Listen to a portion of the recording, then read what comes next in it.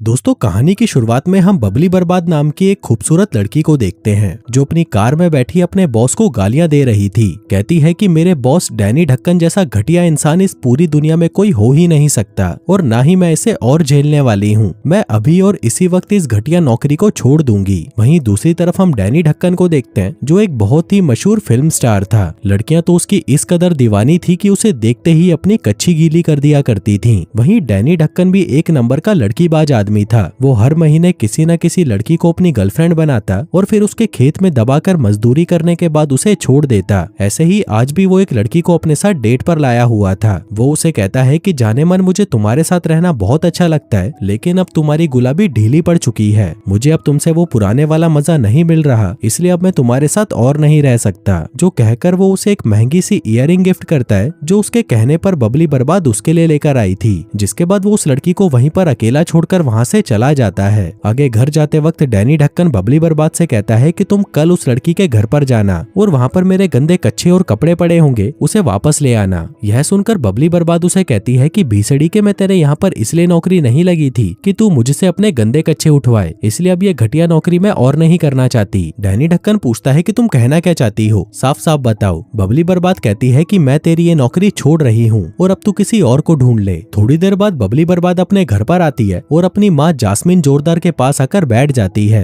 कहती है कि अब मैं उस डैनी ढक्कन की गीण गुलामी और नहीं करूंगी, मैंने वो काम छोड़ दिया है और अब मैं सिर्फ अपने पैशन को फॉलो करूंगी। आगे जब बबली बर्बाद अपने कमरे में थी तभी उसे डैनी ढक्कन का कॉल आता है। कहता है कि तुम मेरे लिए कुछ खाने पीने का सामान खरीद कर ले आओ, क्योंकि अगर मैं खुद स्टोर गया तो मेरे फैंस मुझे वहाँ से निकलने नहीं देंगे। अब पहले तो बबली बर्बाद उसका ये काम करने के लिए मना कर देती है, लेकिन जब डैनी ढक्कन उसके आगे गिड़गिड़ाने लगता है तो बबली बर्बाद मान जाती है। आगे वो जल्दी से स्टोर में जाकर सारा सामान खरीदने लगती है और दूसरी तरफ डैनी ढक्कन उसे वो सारा सामान लेकर सुबह ठीक 8 बजे उसके घर पर आने को कहता है। लेकिन अगले दिन बबली बर्बाद अपनी एक दोस्त से मिलने के चक्कर में लेट हो जाती है। अब उसके लेट आने की वजह से डैनी ढक्कन गुस्सा हो जाता है और घर का दरवाजा नहीं खोलता, जिससे बबली बर्बाद को भी गुस्सा आ जाता है और वह दरवाजे पर चढ़कर जबरदस्ती उसके घर में घुस जाती है। फिर अंदर आकर वो डैनी ढक्कन से कहती है कि मैं तुम्हारा सारा सामान ले आई हूँ और ये मेरा तुम्हारे लिए आखिरी काम था। जिसके बाद वो अपना सामान उठाकर वहाँ से जाने लगती है। डैनी ढक्कन उसे रोकने की बहुत कोशिश करता है, लेकिन बबली बर्बाद उसकी एक नहीं सुनती। कहती है कि तुम्हारी वजह से मेरी लाइफ के 5 साल बर्बाद हो गए। जब से मैं तुम्हारी असिस्टेंट बनी हूँ तुम बस मुझसे फालतू काम करवा रहे हो, लेकिन मुझे अब ये सब और नहीं करना। जो कहकर वो अपने घर पर वापस आ जाती है। फिर घर आकर वो अपनी मॉम जास्मिन जोरदार से कहती है कि मैं डैनी ढक्कन की नौकरी को लात मार कर आई हूँ। इस पर उसकी मॉम कहती है कि कोई बात नहीं, तुम्हें जो ठीक लगे वो करो, मैं हमेशा तुम्हारे साथ हूँ। वहीं दूसरी तरफ हम डैनी ढक्कन को देखते हैं जो बबली बर्बाद के बिना परेशान हो चुका था, क्योंकि उस गधे की गीण को हर काम बबली बर्बाद से कराने की आदत थी। पर अब क्योंकि वो वहाँ पर नहीं थी तो उसे एहसास होने लगा था कि वो बबली बर्बाद के बिना कुछ नहीं कर सकता। इसलिए वो अगले ही दिन बबली बर्बाद को वापस लाने उसके घर पर पहुंच जाता है। वहीं घर के अंदर जास्मिन जोरदार कच्ची पहनकर गाने सुनते हुए सफाई कर रही थी। अब कई बार घंटी बजाने पर भी जब कोई भी दरवाजा नहीं खोलता तब डैनी ढक्कन खुद ही घर के अंदर आ जाता है। वहीं दरवाजे की आवाज सुनकर बबली बर्बाद को लगता है कि शायद घर में कोई चोर घुस आया है। वो उस चोर की गीण तोड़ने की तैयारी करने लगती है, लेकिन जैसे ही उसकी नजर डैनी ढक्कन पर पड़ती है तो वह घबरा जाती है, क्योंकि वो तो बबली बर्बाद का बॉस था।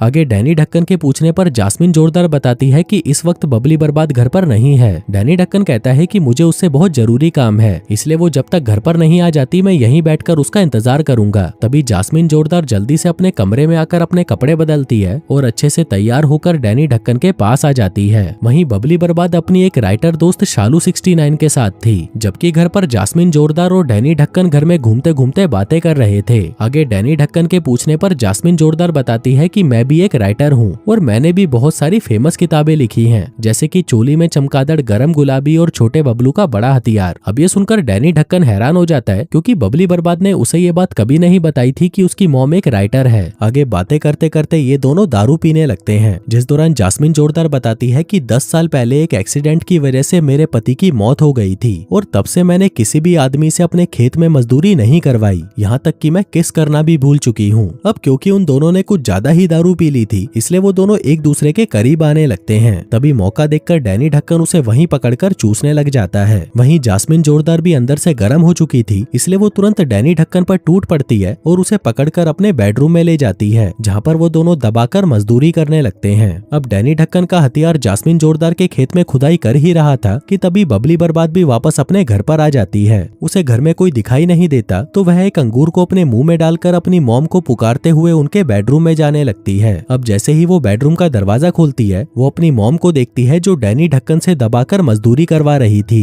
यह देखकर वो जोर से चिल्लाती है, जिससे वो अंगूर उसके गले में अटक जाता है और वह दीवार से टकराकर बेहोश हो जाती है। फिर कुछ देर बाद जब उसे होश आता है तो वह एक हॉस्पिटल में होती है। वो अपनी मॉम पर बहुत गुस्सा थी और वो उसे डैनी ढक्कन से दूर रहने को कहती है। इस पर जास्मिन जोरदार कहती है कि तुम इतनी सी बात पर इतना क्यों भड़क रही हो, मैं तो बस मेरी गुलाबी तितली का चमगादड़ बनवा रही थी। इतने में वहाँ पर डॉक्टर भी आ जाता है और बबली बर्बाद को देखने लगता है और तभी वहाँ पर डैनी ढक्कन भी आ जाता है क्योंकि वेटिंग रूम में उसके फैंस उसके पीछे पड़ गए थे। तभी डैनी ढक्कन को देखते ही वो डॉक्टर भी अपना काम छोड़कर उससे बातें करने लगता है क्योंकि वो भी उसका एक बहुत बड़ा फैन था, जबकि बबली बर्बाद को यह देखकर बहुत गुस्सा आ रहा था। फिर कुछ देर बाद जब वो घर पर आते हैं तब डैनी ढक्कन बबली बर्बाद से कहता है कि तुम काम पर वापस आ जाओ, लेकिन बबली बर्बाद उसे मना कर देती है। वो कहती है कि अगर मैं अब वापस आई तो सभी लोग ये बोलेंगे कि मेरी माँ ने तुम्हारे साथ मजदूरी करी, तब जाकर तुमने मुझे काम पर वापस रखा। डैनी ढक्कन उसे समझाता है कि मैं यहाँ पर तुम्हारी मॉम के साथ मजदूरी करने नहीं आया था, बल्कि मैं तो तुम्हें वापस ले जाने आया था। बबली बर्बाद कहती है कि तुमने मेरी माँ के साथ जो कांड किया है वैसा कुछ दोबारा नहीं होना चाहिए, जो सुनकर डैनी ढक्कन उससे वादा करता है कि ऐसा दोबारा कभी नहीं होगा। फिर कुछ दिनों बाद हम देखते हैं कि डैनी ढक्कन शूटिंग कर रहा था और वहीं बबली बर्बाद भी उसके साथ में थी।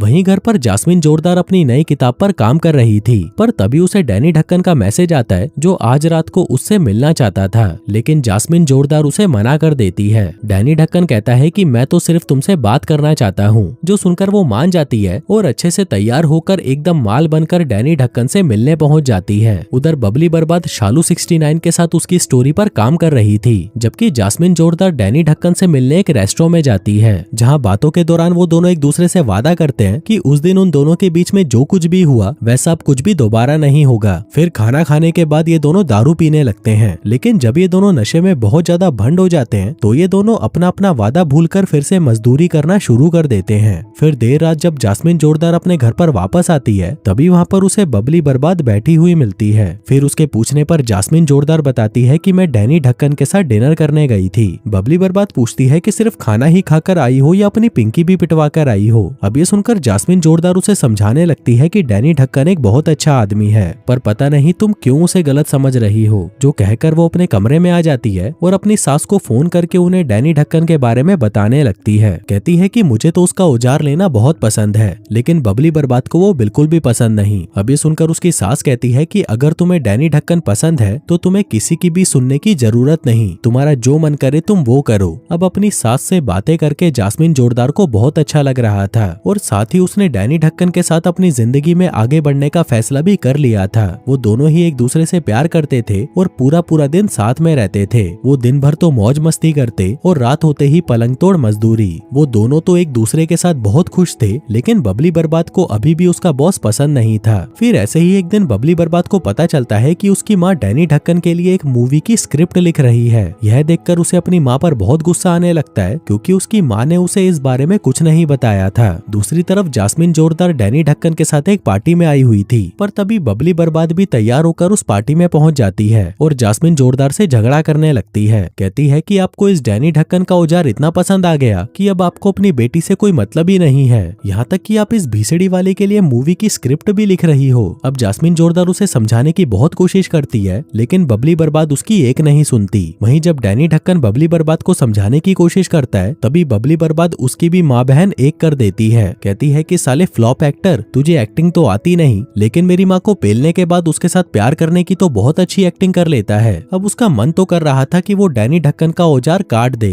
क्योंकि उसके आने के बाद से ही जास्मिन जोरदार अपनी बेटी से दूर होती जा रही थी। अब बबली बर्बाद की बातें सुनकर जास्मिन जोरदार को भी गुस्सा आ जाता है और वो भी उसे उल्टा सीधा बोलने लग जाती है। कहती है कि मैं कम से कम तेरी तरह कोई वैश्या तो नहीं हूँ जो हर किसी आदमी का औजार लेने के लिए तैयार हो जाती है। उस दिन तो तू एक नशेड़ी जुआरी का मुंह में ले रही थी और मुझे तो तेरे को अपनी बेटी कहते हुए भी शर्म आने लगी है। अब ये सारी बातें सुनकर बबली बर्बाद बहुत दुखी हो जाती है और अपना घर छोड़कर अपनी दोस्त शालू 69 के साथ रहने उसके घर चली जाती है। वहीं दूसरी तरफ जास्मिन जोरदार क्रिसमस मनाने अपनी सास के घर पर आई हुई थी, जिसके कुछ ही देर बाद बबली बर्बाद भी वहाँ पर पहुँच जाती है ताकि पूरा परिवार एक साथ क्रिसमस मना सके। हम देखते हैं कि बबली बर्बाद अभी भी अपनी मॉम से नाराज थी। वो अपनी दादी से कहती है कि डैनी ढक्कन एक अच्छा आदमी नहीं है, लेकिन मॉम तो रोज उससे अपनी पिंकी पिटवाने उसके घर पर पहुंच जाती है। अब उसकी बात सुनकर उसकी दादी उसे समझाती है कि तुम्हारी बाप के मौत के बाद तुम्हारी माँ ने अपने बारे में कभी नहीं सोचा। उसकी गुलाबी सूख कर मुरझा गई थी, लेकिन उसने कभी भी अपने खेत में मजदूरी करवाने के बारे में सोचा तक नहीं। उसने तो हमेशा सिर्फ तुमसे ही प्यार किया है और अपनी आधी जिंदगी तो उसने तुम्हारे पीछे ही निकाल दी। और अब अगर उसे किसी लड़के से प्यार हो भी गया है तो हमें उसकी खुशी में खुश होना चाहिए, ना कि उसे ऐसे उल्टा सीधा बोलना चाहिए। इसी दौरान बबली बर्बाद की नजर अपनी माँ पर पड़ती है, जो बाहर डैनी ढक्कन का स्वागत कर रही थी। फिर रात को पूरा परिवार एक साथ मिलकर खाना खाने लगता है। वहीं जास्मिन जोरदार की सास को भी डैनी ढक्कन बहुत पसंद आता है और उधर डैनी ढक्कन भी उस बुढ़िया से मिलकर बहुत खुश था।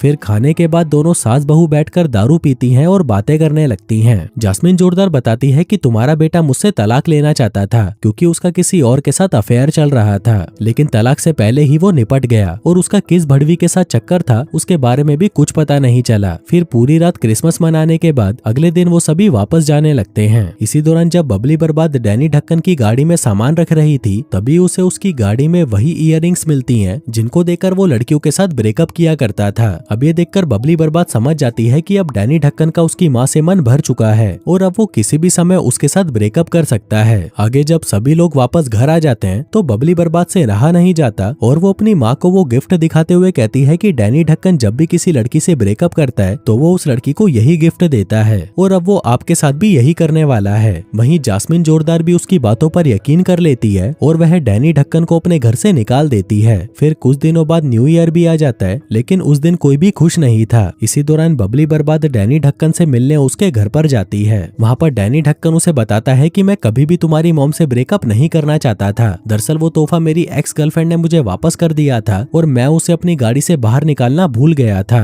वहीं उसकी बातें सुनकर बबली बर्बाद भी समझ जाती है कि डैनी ढक्कन एक बहुत अच्छा आदमी है और वो सच में उसकी मॉम से बहुत प्यार करता है, इसलिए वो उसका मूड अच्छा करने के लिए उसे एक स्टोर में ले आती है। दूसरी तरफ बबली बर्बाद की दादी भी जास्मिन जोरदार को लेकर उसी स्टोर में पहुंच जाती है। फिर जैसे ही जास्मिन जोरदार स्टोर के अंदर आती है तभी उसकी नजर डैनी ढक्कन पर पड़ती है और वो दोनों एक दूसरे को देखकर हैरान हो जाते हैं। दरअसल ये उन दोनों दादी पोती का प्लान था ताकि वो इन दोनों को फिर से मिलवा सकें। आगे बबली बर्बाद उन दोनों से अपनी गलती की माफी मांगती है और वहाँ से चली जाती है। फिर कहानी के अंत में जास्मिन जोरदार भी डैनी ढक्कन को माफ कर देती है, जिसके बाद वो दोनों फिर से रिलेशनशिप में आ जाते हैं। और दोस्तों, इसी के साथ ही ये कहानी यहीं खत्म हो जाती है।